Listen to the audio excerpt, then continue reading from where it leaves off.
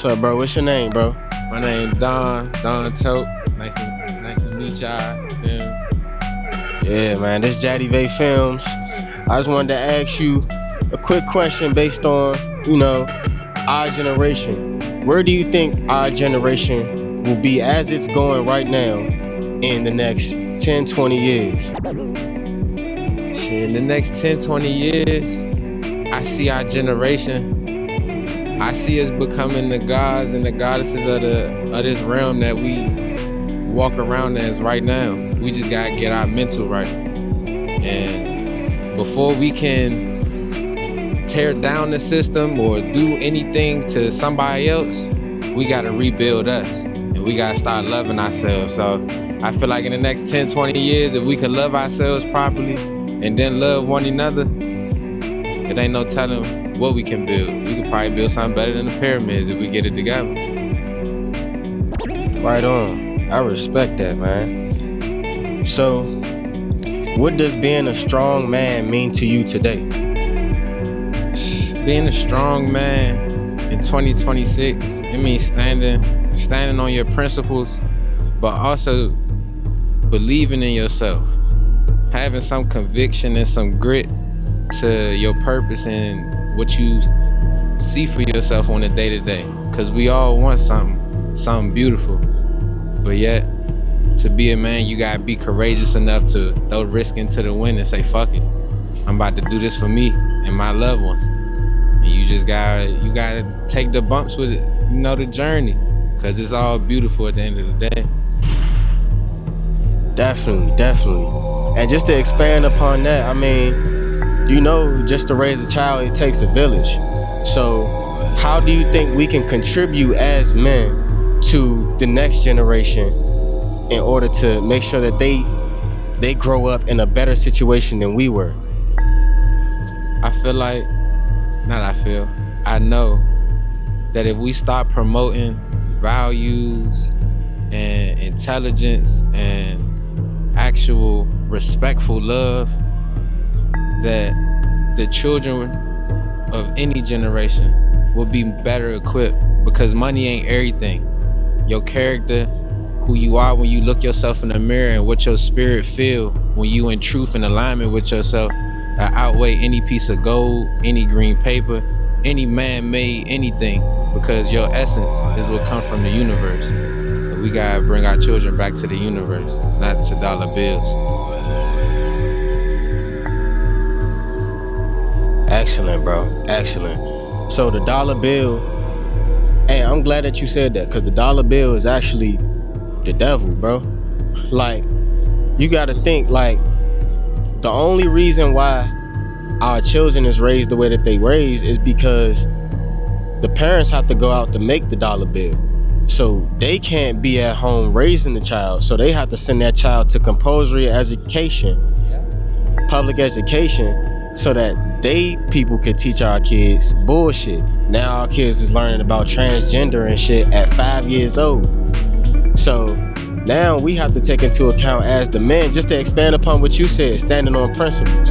We have to take into account or take accountability that we have allowed this to happen. And now let's make some change. Let's induce change. How can we segregate ourselves from other communities so that we don't have to live by their rules? We can live by our own rules, because we the first man. I'm the first man on this earth, bro. So exactly. So I'm saying, so I know what's best for my people, for the original people. You feel me? So we gonna do it the best way. Everybody around the world copies off of us. They copy our style, our demeanor, our look, everything. So if we the trendsetters, if we decide that we want to move over here, that shit would cause so much war and turmoil, bro. You know what I'm saying? The movement and the shift, it gotta take place. I'm so big on mentalism, because the first law of the universe is the universe is mental. Hey, bro. You good.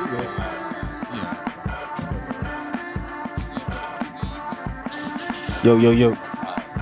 Universe mental, go ahead. Yeah, the first law in the Kabbalion, and you feel me? is the law is mental.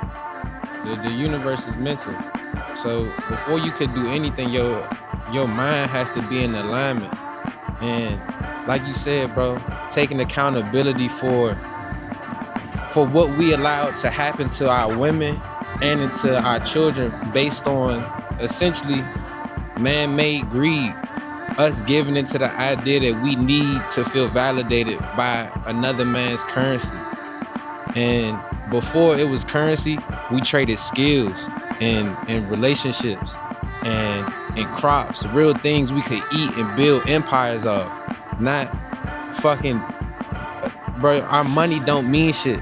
Anything in my phone is just a number. It's a digital pixel that can be erased or locked at any moment. If your phone died, nigga, you broke. Tell her. So it's like, we gotta stop attaching ourselves to things that leave us depleted and broken if we can't connect to them. Just how if niggas leave their phone, they feel lost without their phone. Let a nigga go a couple months without having no money, he gonna lose himself. And you gotta be able to withstand the circumstance and the journey of being down here regardless of what man-made things you have at your disposal. Because the universe give you everything you need. You're right about that, man. So, just to expand upon what you said, bro, the reality is, if we was to really ego, like you mentioned social media and your phones and shit, technology, we so addicted to the screen that we don't realize that the true wealth is within. So it's the hardest thing to dissolve your ego. So once you dive more into your subconscious mind, you'll be able to elevate. And back in the days when we was making pyramids and shit that float and flying saucers and shit like that, we had all this different shit from your Merkabas and doors that open up from your DNA and shit like that. We only had that because we dissolved the ego. But that's why in this devilish man-made world, they promote the ego. They put you on social media so that you have a rat mind. You constantly searching for dopamine like a rat in a maze. But the main thing about it is, it's those parasites that you eat, that you watch, that you hear, all of that shit, all your intakes.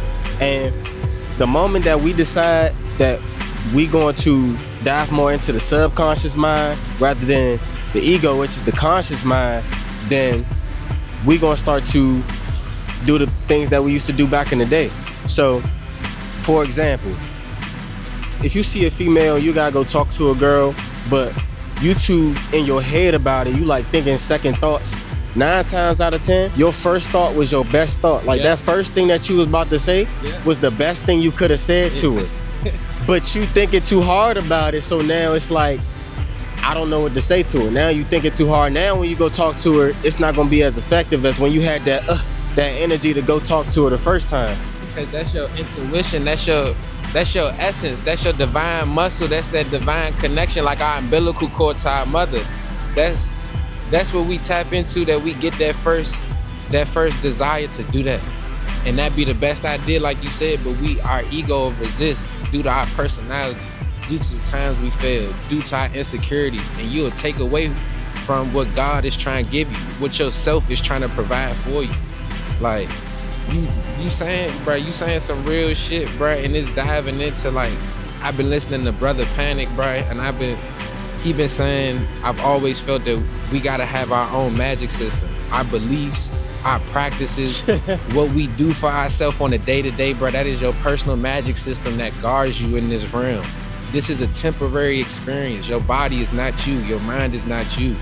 Everything is nothing is ours, bro. It's for us to learn ourselves. Know thyself.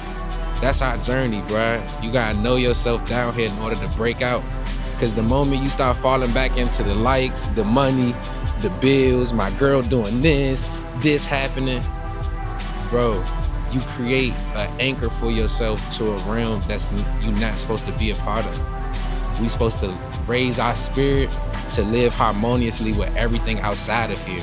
That's why this shit, everybody every day be trying to find something. We, like you said, bro, we be trying to feel something every day. We be trying to feel something every day, and there's niggas out here killing themselves trying to feel something. because we so empty, because we don't know we have the reservoir of infinite intelligence and just divinity like in us. Like that's who we are, bro. We gods. We not supposed to be down here, bro. This is an experiment for us. Real shit. On some real shit, you right about that. And Brother Panic, excellent brother.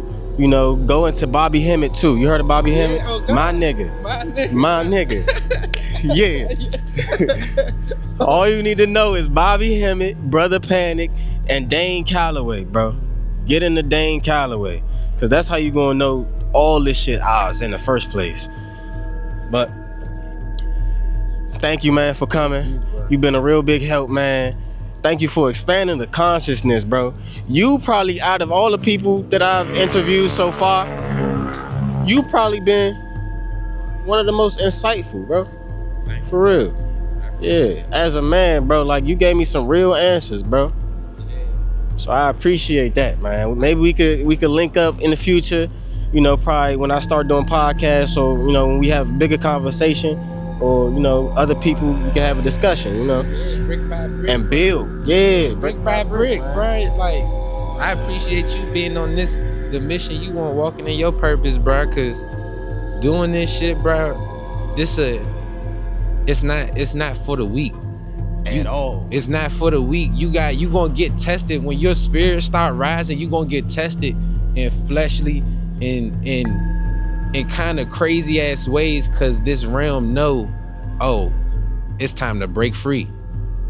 And when that happen, bro, you find like-minded soldiers that's fighting with you, that's trying to raise the vibration and just the love out here, bro. Cause this place, it's a gloomy place, bro.